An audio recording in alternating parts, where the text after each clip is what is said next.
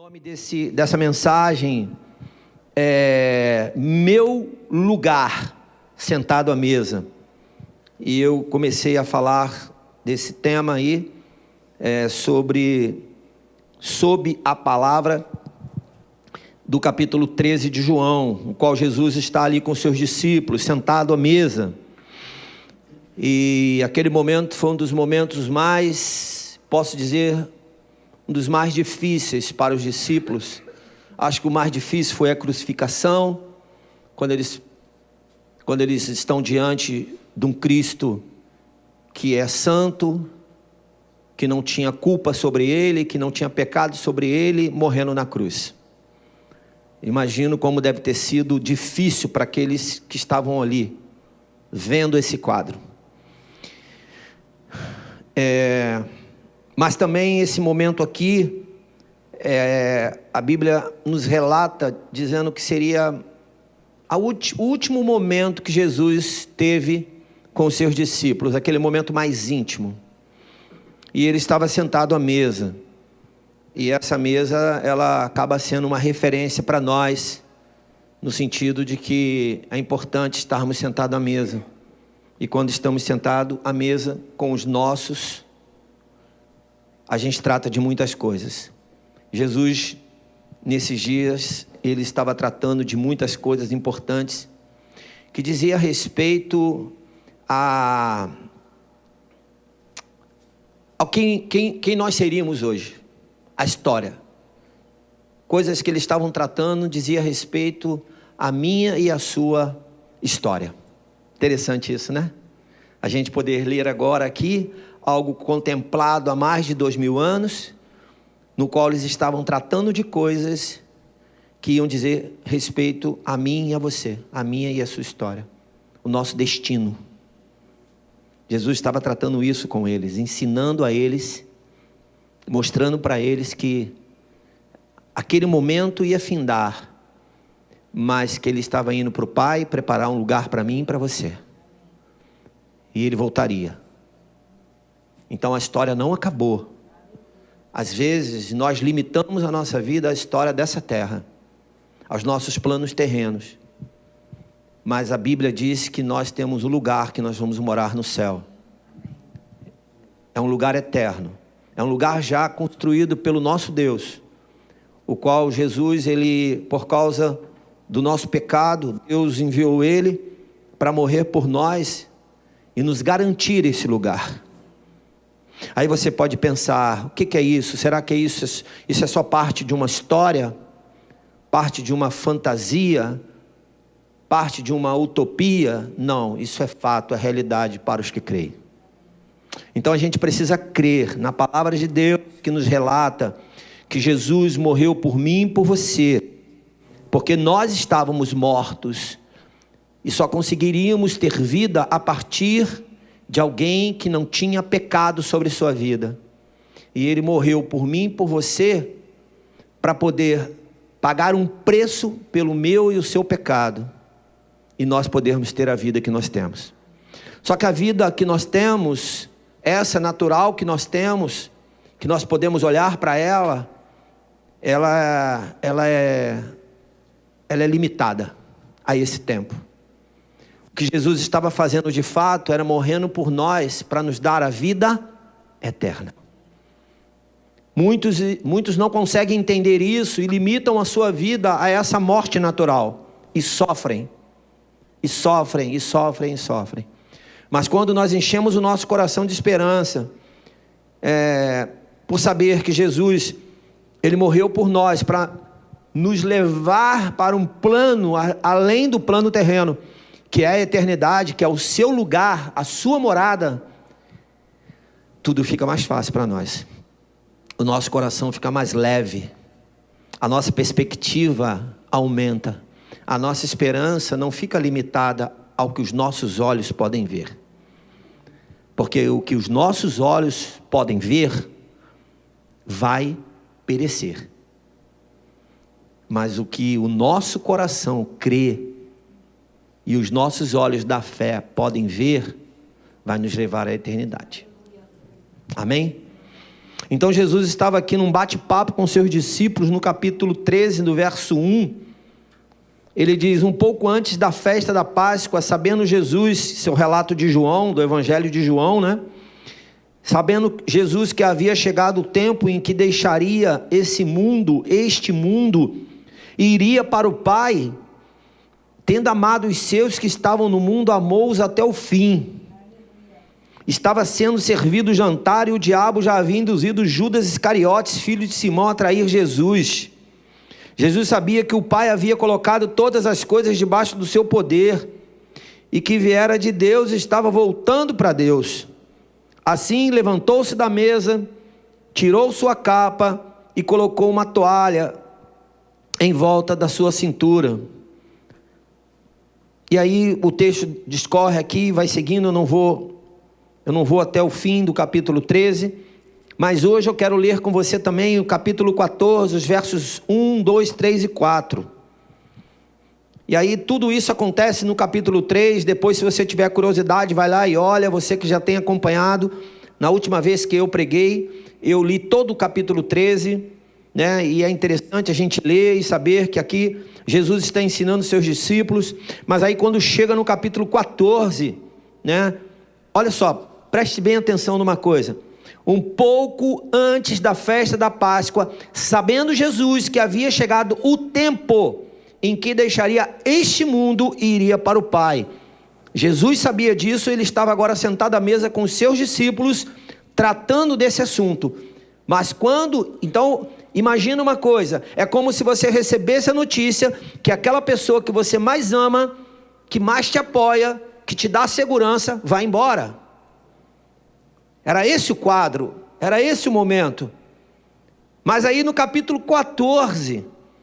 Jesus fala aos seus discípulos, e ele fala o seguinte: olha, não se perturbe o coração de vocês, porque provavelmente ele deve ter olhado e falado: vocês estão um pouco perturbados, né? Vocês estão um pouco aflitos, o coração de vocês não está bem, porque diante de tantas notícias. Aí ele fala: não se perturbe o coração de vocês. Aí ele fala: creio no Pai, em Deus, creio também em mim, no Filho. Na casa de meu pai há muitos aposentos. Preste bem atenção numa coisa. Na casa de meu pai há muitos aposentos. Sabe por que na casa de meu pai há muitos aposentos? Sabe por que ele usa desse termo? Porque ele veio do Pai. A Bíblia diz em João 3,16 que Deus amou o mundo de tal maneira que deu quem? O seu Filho. Então ele trata Deus aqui como Pai. Então ele diz que na casa do Pai há muitos aposentos.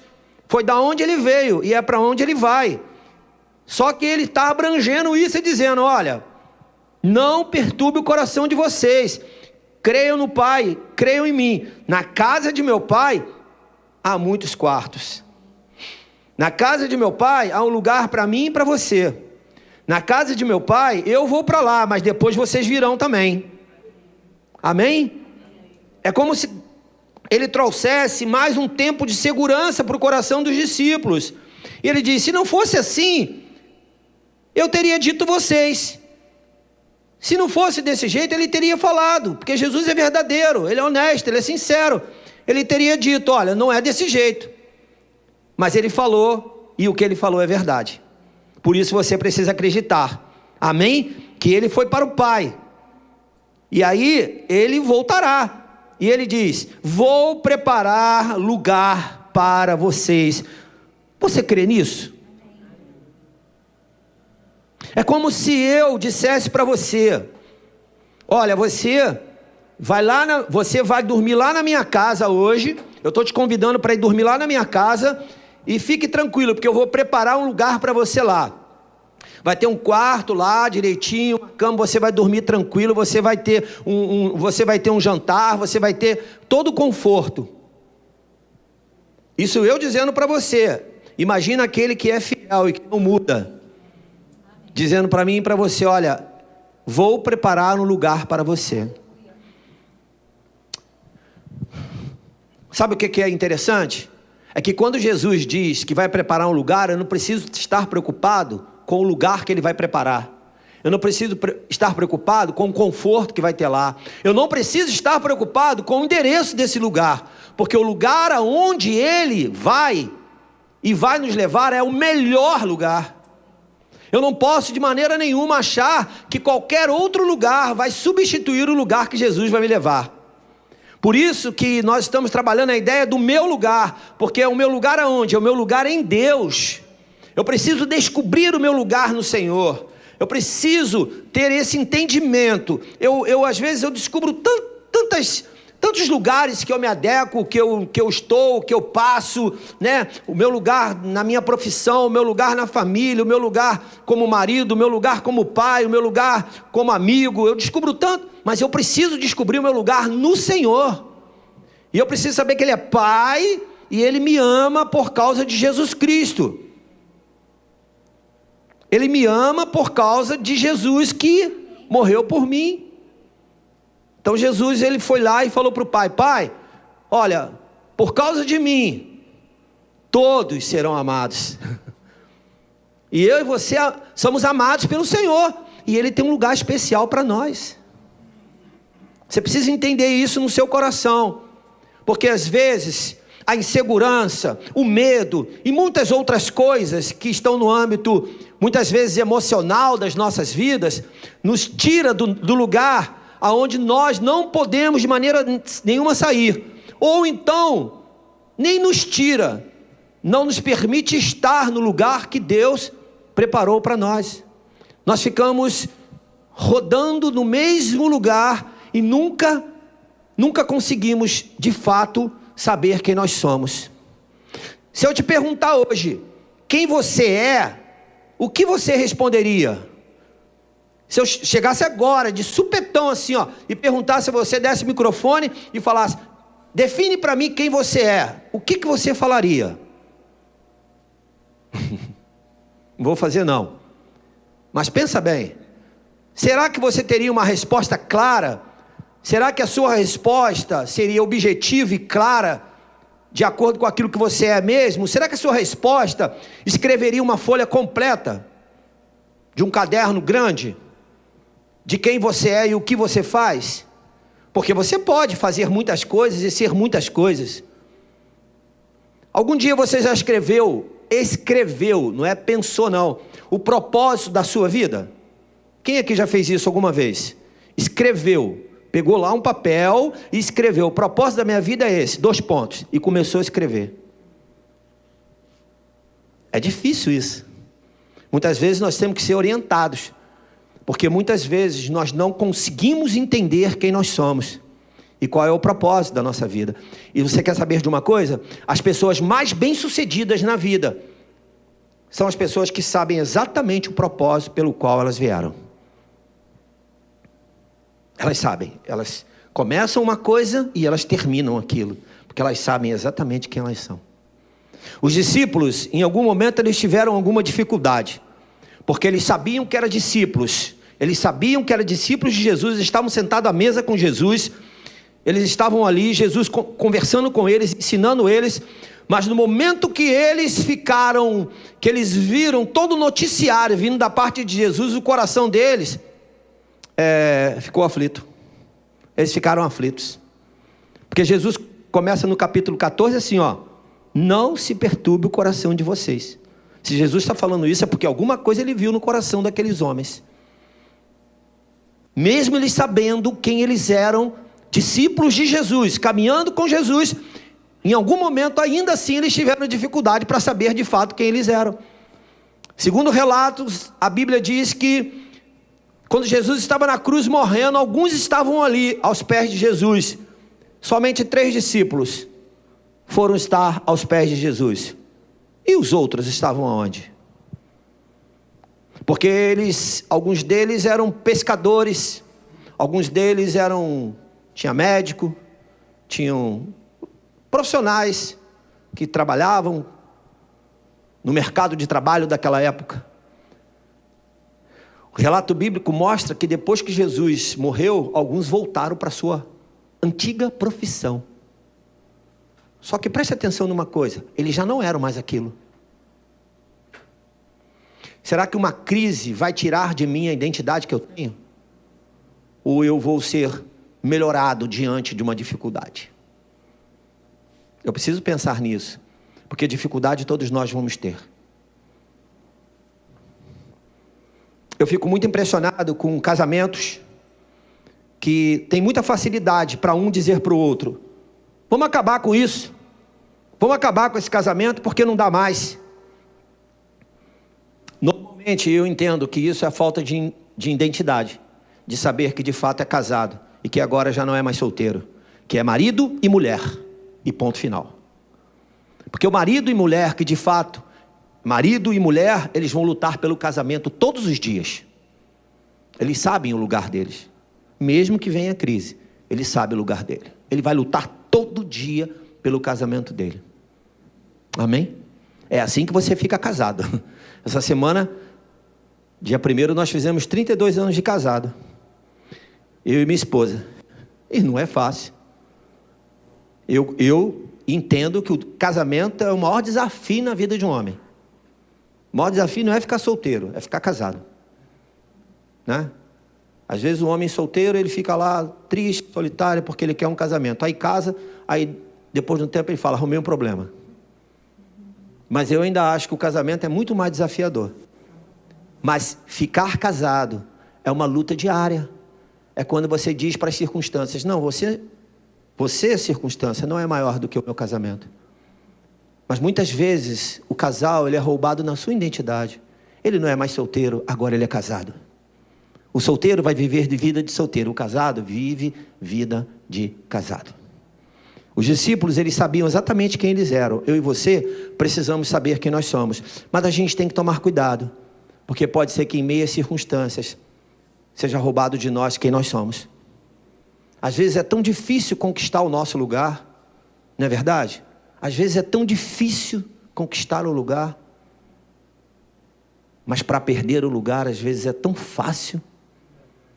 Basta algo que não deu tão certo como eu previa, como eu achava que deveria dar, para eu desistir, para eu dizer: não quero mais não. Então vamos seguir aqui. Eu comecei a falar com vocês sobre as características de um discípulo, porque aqui Jesus está conversando com seus discípulos. E uma das características, a primeira característica que eu estabeleci aqui como a primeira, e eu acredito que seja de fato em nossas vidas, é o amor incondicional por Cristo. Então, nós somos discípulos de Cristo. Nós precisamos entender isso. Nós precisamos ter alguém que seja maior. Nós precisamos ter alguém que é uma referência. Eu decidi na minha vida que Jesus seria a minha principal referência. Ok?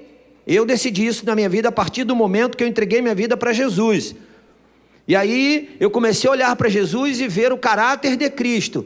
E eu falei: não, eu quero Jesus como referência. Mas Jesus é Espírito. Jesus, quem é Jesus para nós? Nós não podemos tocar nele.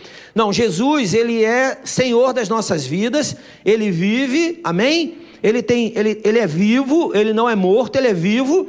Mas ele opera através de pessoas. E quando Jesus opera através de pessoas, pessoas passam a ser para nós exemplos. Sim ou não?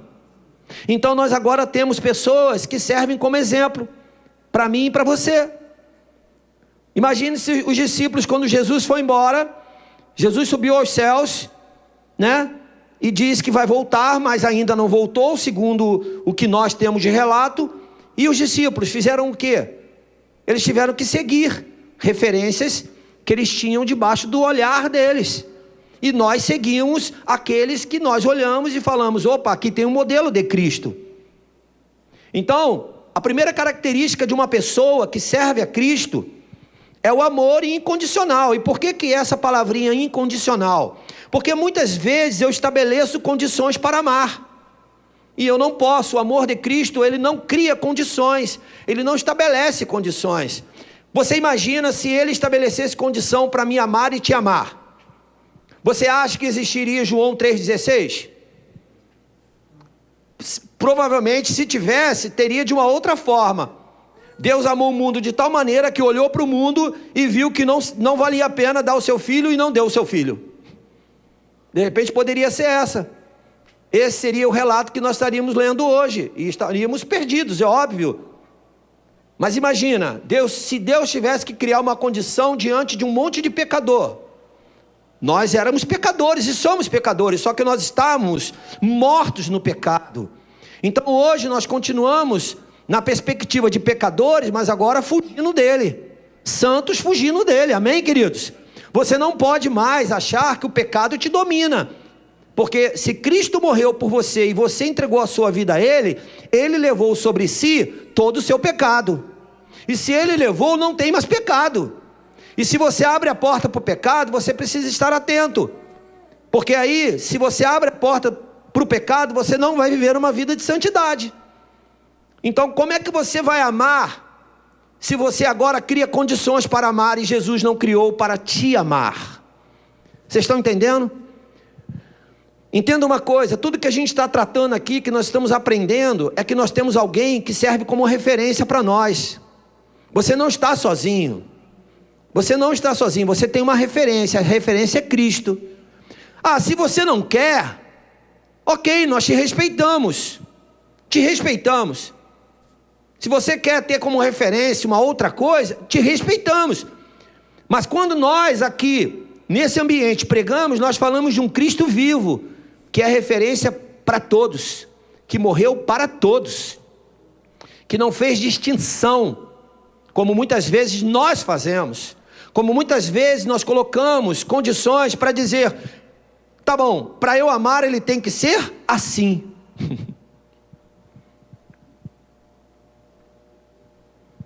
E aí, algumas coisas são características de quem ama, e eu relatei isso.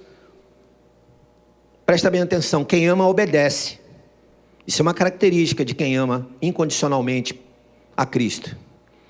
Quem ama sacrifica. Quem ama é bondoso e misericordioso. Quem ama leva o fardo do outro. Se eu perguntasse para algum de vocês aqui agora,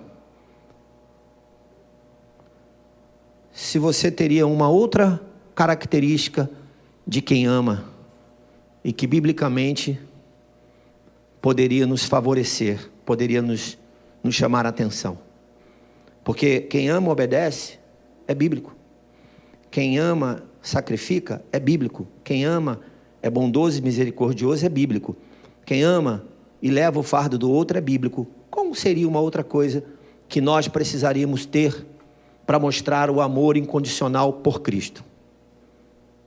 Quem poderia arriscar? Quem ama, perdoa. Quem ama, perdoa. Isso aí. Quem ama, perdoa. Misericordioso. Eu até coloquei já aqui, tá, House? Mas, enfim, faz lembrar. Quem ama, perdoa. É um amor diferente, queridos. O amor de Deus para conosco é um amor diferente. Nós não conseguimos dimensionar isso. Nós precisamos viver para poder experimentar e produzir isso na vida de outro. O amor de Deus é algo que não é fácil de entender. E aí você pode pensar, mas você está falando que é isso e está dizendo que é difícil? É. Porque se fosse fácil, deixa eu te contar uma coisa. Aqui nós temos em média 108 cadeiras. Teríamos que trazer mais algumas, porque estaria lotado esse espaço, esse lugar aqui, ó. Não é fácil, é difícil. E quanto nós aqui nos esforçamos para amar um ao outro, para entender um ao outro dentro das nossas limitações. Nós somos falhos. Quantas vezes eu e você nós colocamos condições para amar o outro? Jesus colocou condições, sim ou não? Não, mas nós colocamos. Então nós precisamos aprender com Jesus a não colocar condições. Aí você pode pensar, mas tem gente que não adianta, você não consegue ter acesso, você não consegue amar. Sim, eu sei disso. Mas nem por isso você pode perder a sua identidade de alguém que ama incondicionalmente. Posso ouvir um amém? Porque o grande problema não é eu não poder fazer, o grande problema é eu não ser. Porque quando eu não posso fazer, quando eu quero te amar e você não deixa eu te amar, isso é uma coisa. A outra coisa é quando eu deixo de te amar, é quando eu não quero mais te amar, é quando eu não quero mais ser quem eu tenho que ser. Jesus, ele tinha todos os motivos para dizer: não vou morrer por esse povo pecador. Mas não tinha a ver com o que ele achava, tinha a ver com o que ele era. Ele veio com um propósito, para morrer por mim e por você. Então eu preciso aprender definitivamente.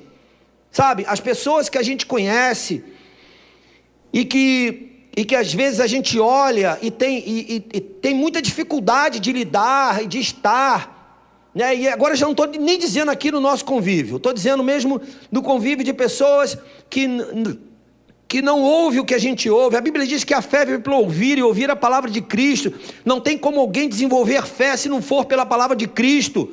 Então quem não ouve a palavra de Cristo tem dificuldade de desenvolver a fé. E nós estamos falando de fé. Nós estamos falando de uma vida espiritual que é movida pela fé, não pela razão, não pelo que os nossos olhos veem, não pela filosofia, pela astrologia, pela astronomia, pelo não seja o que for de ia. Não, nós estamos falando de algo que é pela fé. Então se eu e você agimos pela fé, é diferente do que o mundo prega, do que o mundo faz.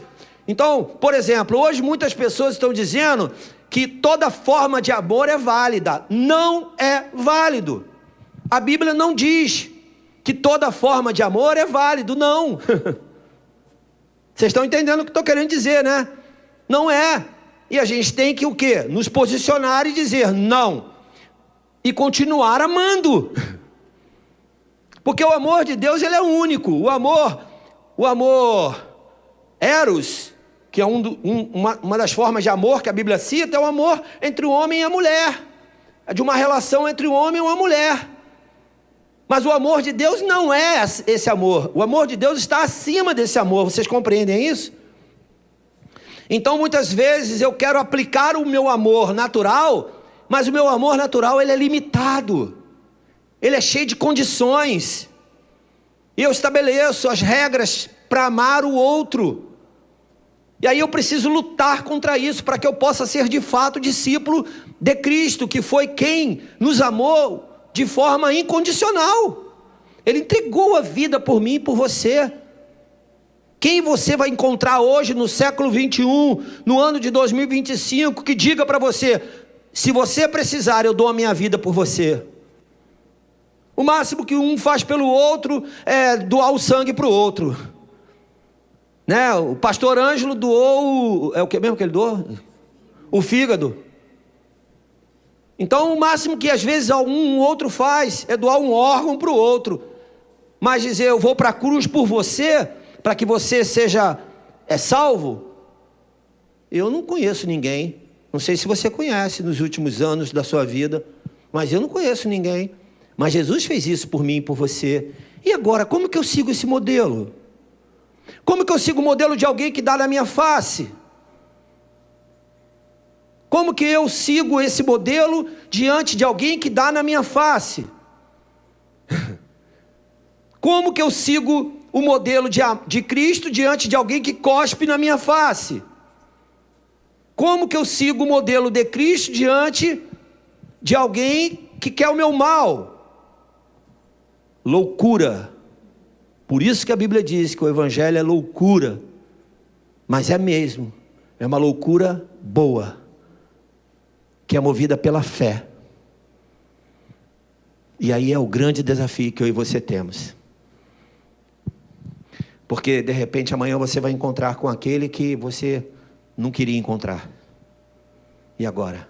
Eu e você já estamos aqui e nós já estamos expostos à palavra de Deus.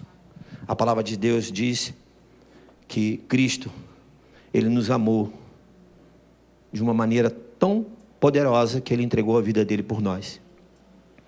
O que é que nós temos que fazer diante disso? Qual é o nosso ato de justiça? o mínimo que nós devemos fazer é amar o nosso próximo. E saber que nós amamos porque alguém nos amou primeiro. Amém? Alguém nos amou primeiro. E por isso nós conseguimos amar. Você pode sair daqui hoje pensando que é muito difícil isso, é muito difícil, é mesmo. Digo para você que é mesmo. Mas é por isso que nós estamos aqui falando e pregando e insistindo num Cristo que é vivo. Muitos não querem, mas nós queremos. Nós queremos, nós sabemos o que Ele tem para nós. Amém? A segunda coisa que eu entendo que é característica de um discípulo é que um discípulo ele submete e obedece aos seus ensinamentos, aos ensinamentos de Cristo. Eu acho que eu falei isso da última vez, Lucas capítulo 14. Se eu falei, eu vou falar de novo. 14, os versos 26 e 27.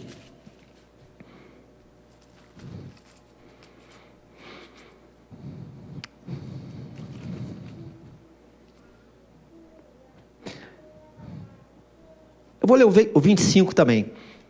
Uma grande multidão ia acompanhando Jesus. Este, voltando-se para ela, disse: se alguém vem a mim e ama seu pai, sua mãe, sua mulher, seus filhos, seus irmãos e irmãs, e até a sua própria vida mais do que a mim, não pode ser meu discípulo. E aquele que não carrega sua cruz e não me segue, não pode ser meu discípulo. É tão interessante esse texto, porque para quem não entende o papel de ser um discípulo, é como se nós disséssemos assim: então eu não preciso fazer nada disso. O que eu vou precisar fazer mesmo é seguir os padrões desse mundo e não me render a Cristo. Todos os discípulos, a história deles relata uma única coisa. Todos eles têm essa característica. Eles tiveram que abrir mão de uma história para começar uma nova história.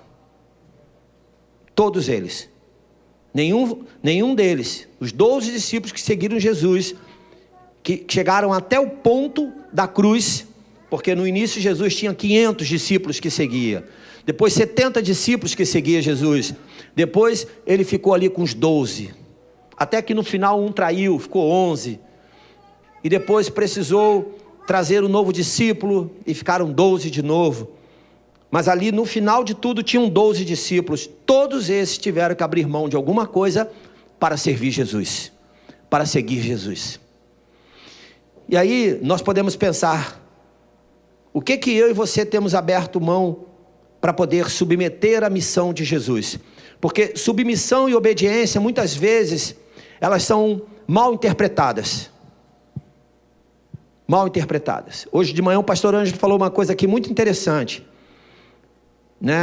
Ele falou que por conta do pecado no coração do homem, o homem subjugou a mulher, e por conta do pecado no coração da mulher, a mulher hoje quer ser maior do que o homem. Ninguém precisa ser maior do que ninguém. O que a gente precisa é estar no lugar que nós temos que estar. Amém, queridos? Às vezes a esposa, a mulher, ela quer estar no lugar do marido, ela quer fazer o papel do marido. Inconscientemente, ou por causa de uma dor no coração dela, ou por causa do pecado, ela quer ir para o lugar do marido. E infelizmente, um homem, às vezes, por causa do pecado e da omissão dele, permite que a mulher vá para o lugar onde ela não tem que estar. E aí, dá ruim o casamento. Porque ambos fora do seu lugar, vai dar ruim, não tem jeito.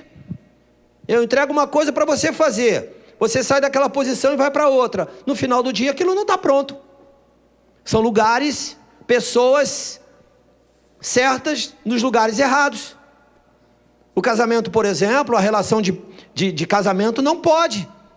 Não pode, uma mulher não pode querer ter o papel do marido e o marido o papel da mulher.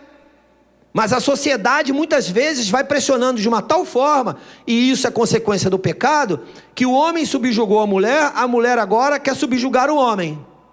E aí vão criando nomes para se dar, para a mulher se defender. Ela quer se defender de um homem que às vezes é mau, que faz ela sofrer, que não entende o lugar dela. A Bíblia diz que Jesus, que o homem precisa amar a mulher como Cristo amou a igreja. E se você olhar a história de Cristo com relação à igreja, Cristo amou a igreja intensamente. Então o que eu tenho que fazer com a minha esposa? Amar a minha esposa como Cristo amou a igreja. Eu não posso esperar que ela faça isso, eu tenho que fazer. Então quando a gente trabalha em papéis errados, nós vamos ter resultados errados. A submissão, ela é algo que você entra debaixo da missão de alguém.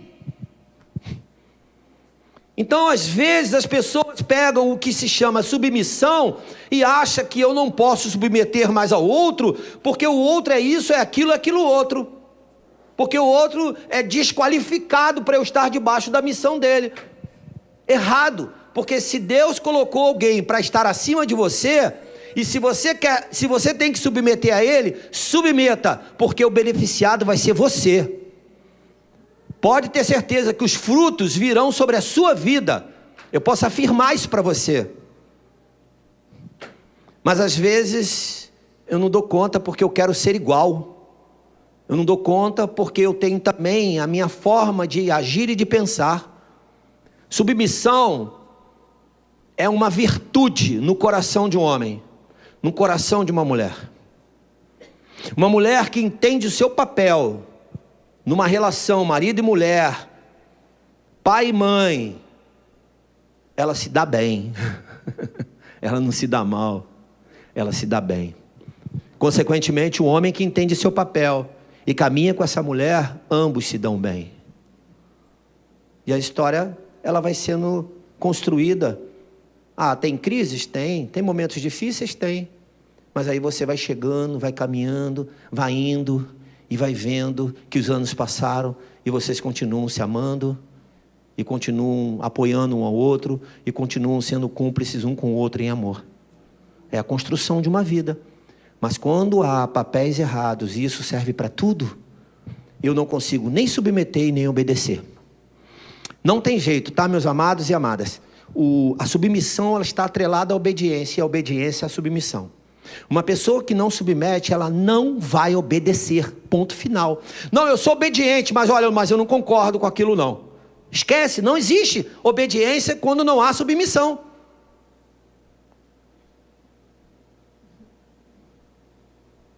Entendeu? Não adianta você dizer, eu obedeço, mas você não entra debaixo. Eu obedeço, mas eu não concordo nunca. Eu obedeço, mas tudo isso para mim não serve. Não existe obediência. A obediência é por causa de você ter entrado debaixo de algo e alguma coisa que tem como projeto de vida para você. O casamento, por exemplo, precisa existir submissão, porque existe um propósito no casamento. Eu entendo desde quando eu me casei com a minha esposa, que meu casamento, ele foi para um propósito. Para um propósito diante de Deus. Não foi somente por amar, paixão, né? Por beleza, por isso e aquilo outro. Não. Eu desde lá do início eu sabia que existia um propósito. Então eu tenho que trabalhar essa questão da submissão e da obediência. Homens de plantão, deixa eu mostrar uma coisa para você aqui, deixa eu te falar uma coisa. Às vezes nós tratamos somente a submissão dentro de um casamento da mulher para com o homem, né? Mas não é não. Não é não, porque submissão tem a ver também com o homem entrar debaixo da missão da mulher. A Bíblia deixa claro que a mulher não é a cabeça do lar, é o homem. E graças a Deus por isso. Porque você, mulher, precisa se colocar no seu lugar de alguém que está ali para te proteger. Amém, mulheres? Para te proteger, para te dar segurança. Então não é você a cabeça do lar, é o homem. Mas olha, quando você funciona bem, e a Bíblia diz sobre a mulher virtuosa, não diz? Como o homem precisa entrar debaixo e submeter as virtudes dessa mulher. Virtudes essas que o homem não tem. E por que o homem tem que lutar contra a mulher, dizendo que ela tem que submeter? Não, a submissão, ela passa por todos nós. Amém, queridos? Então, quando eu submeto a Cristo e a quem Ele é, eu estou dizendo para mim mesmo que eu estou debaixo de uma missão, que é a missão de Cristo. Então eu vou obedecer a Ele, aos mandamentos dEle, aos princípios dEle. E aí eu vou seguir. Quando eu seguir, como homem casado, como pai, como profissional, como ovelha, como pastor, aí as qualidades de Cristo estarão em mim. Compreende isso? E quando as qualidades de Cristo estão em mim, com certeza tudo isso que eu falei para vocês aqui, no que diz respeito a um casamento, a uma família, vai funcionar muito bem. E por isso que nós vamos conseguir ficar juntos. E por isso que nós vamos conseguir ver os frutos. Amém? Dentro da questão da submissão, eu botei assim, olha, quem submete entra debaixo e faz o que é para ser feito. Entenda isso. Deixa eu te explicar uma coisa. Para de ser turrão. Assim, desculpa o que eu vou falar. Para de ser cabeça dura. Para de ser. A gente tem que, às vezes, quebrar, sabe? Diminuir. Porque, às vezes, a gente não quer fazer o que tem que ser feito. A gente até diz, eu submeto. Mas na hora que tem que fazer o que tem que ser feito, não faz. E toda vez que você tiver submisso a alguém der uma direção para você, faça, porque você vai ser abençoado. Muito mais do que o outro que vai dar a direção para você. Mas às vezes nós, ainda mais hoje, né? Nesse mundo que a gente vive aí, todo mundo quer ter uma opinião, todo mundo quer ter uma resposta, todo mundo quer ter falar alguma coisa, quer ter uma solução. Às vezes você não tem a solução, quem tem é o outro. Então, respeite o que o outro faz e a maneira como ele faz, submeta aquilo, obedeça aquilo, repita aquilo que vai dar certo. Amém, queridos? Deixa eu te falar uma coisa para vocês que são casados de novinhos e que ainda vão casar. Cuidado com o Google. Né? O Google pode ser uma bênção para muitas coisas, mas cuidado. Porque lá tem um monte de formas de como ficar casado, de como criar filhos, de como ser casado, de como é um casamento. Às vezes tudo é fake. O que nos ensina a ter uma vida íntegra como marido e mulher, como pai, como mãe, é a Bíblia. Então siga a Bíblia e aí faz aquilo que eu falei agora há pouco. Siga exemplos de alguém que deu certo. É muito melhor, eu garanto muito mais para você sentar com alguém que tem uma história de vida, que casou, que construiu uma família, que construiu filhos que deram certo, do que você ir para o Google e querer pesquisar lá como é que se faz para ser um bom pai, achar que lá tem respostas para você. Pode até ter alguma, de alguém sensato, coerente, mas também vai ter alguém dizendo para você, olha, faz isso, larga para lá, faz de qualquer jeito, faz dessa maneira. Agora, se a gente vai para a Bíblia vai nos orientar exatamente como devemos ser. A Bíblia diz que eu devo ensinar meu filho no caminho que ele deve andar. A Bíblia me diz isso, e eu sei qual é o caminho é Jesus. Então eu não vou ensinar em outro caminho, eu vou ensinar no caminho de Jesus. Dou o que doer, eu vou ensinar no caminho de Jesus. Né? Porque o mundo mostra um monte de coisa. Aí você ensina teu filho que tem coisas que não são boas, que não são lícitas. Aí ele olha para aquilo, e a sociedade fazendo, e os amigos da idade fazendo, e os amigos da escola fazendo, e os amigos da faculdade fazendo, e ele fala, e aí, por que eu não faço? Porque você segue a Cristo, e Cristo é diferente. Ele não faz aliança com coisas ilícitas, ele faz aliança com coisas santas. Amém? Quem obedece seu mestre mostra qual o nível do seu caráter. Isso aqui é muito interessante. Porque às vezes nós dizemos, eu sou honesto, eu sou firme, eu tenho um bom caráter. Mas quando o mestre vira as costas, faz tudo diferente. Caráter é uma construção de valores. E você sempre vai construir o seu caráter a partir de alguém.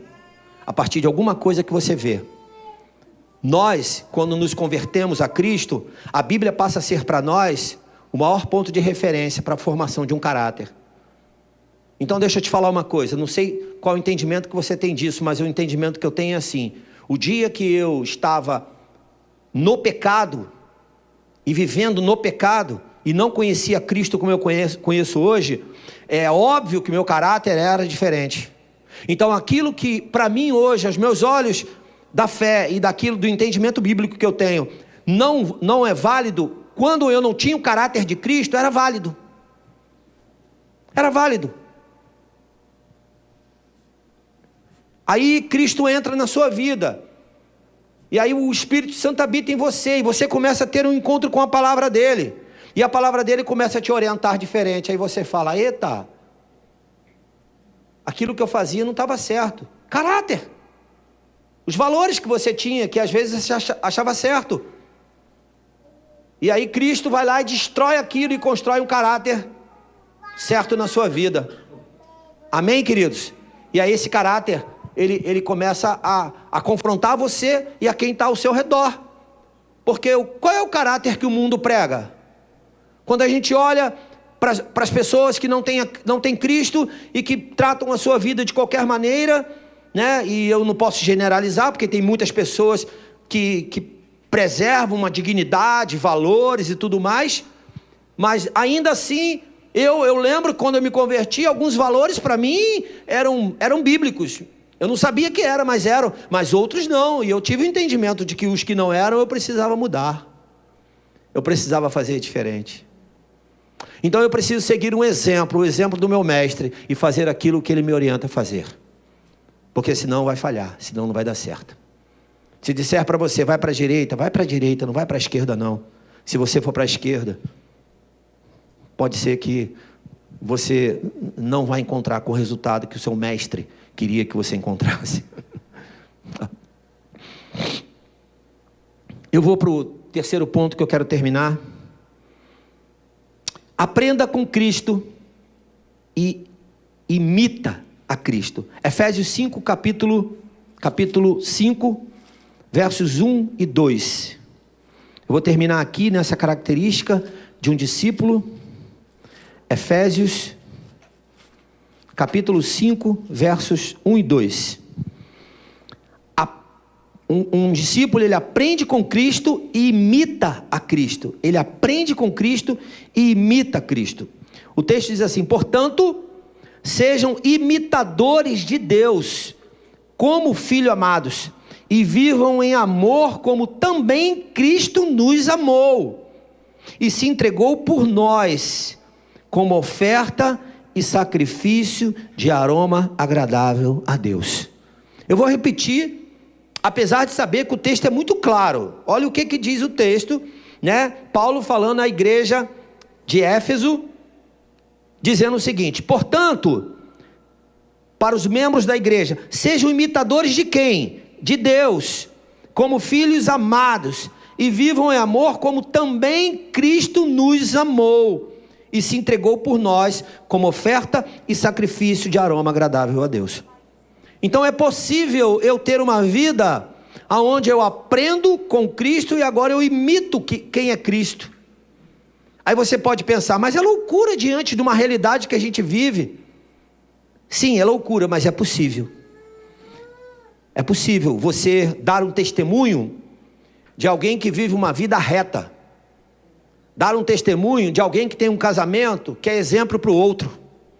Dar um testemunho de alguém que é um solteiro e vive uma vida digna, e namora decentemente, noiva decentemente, e vai casar decentemente, como a Bíblia orienta a fazer.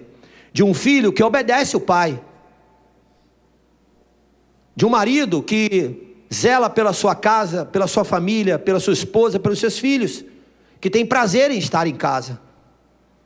Queridos, quando você vê os bares cheios, lotados de gente, em diversos dias e horas da semana, lembre-se de uma coisa: infelizmente ali tem muitas pessoas frustradas que não querem ir para casa. Não é só o desejo de tomar uma bebida e colocar um álcool para dentro, não, são muitas e muitas pessoas que não têm o prazer de ir para casa. Bendito o marido que sai do seu trabalho, que tem o prazer de estar em casa, que zela pelo endereço que ele tem, que tem prazer em sentar à mesa com a sua esposa e seus filhos. Então eu preciso imitar a Cristo. Por isso que eu comecei essa série de mensagens dizendo sobre a mesa. Como é importante a gente imitar o que Cristo fez com os seus discípulos. Ele sentava à mesa e zelava por aquele momento. Eu e você precisamos sentar à mesa e zelar pelo aquele momento que a gente tem com os nossos filhos, com a nossa esposa, e aproveitar a oportunidade que nós temos de aprender e ensinar. Hoje nós estamos aprendendo com a palavra de Deus. Eu não estou falando nada aqui do que é meu. Eu posso até falar de alguma coisa que eu vivo a partir dessa palavra. Mas é tudo aquilo que Cristo é de exemplo para mim e para você, para que a gente possa viver. E ter uma vida digna, né? Quem aprende com Cristo tem que praticar. Quem tem coração ensinável aprende para ensinar.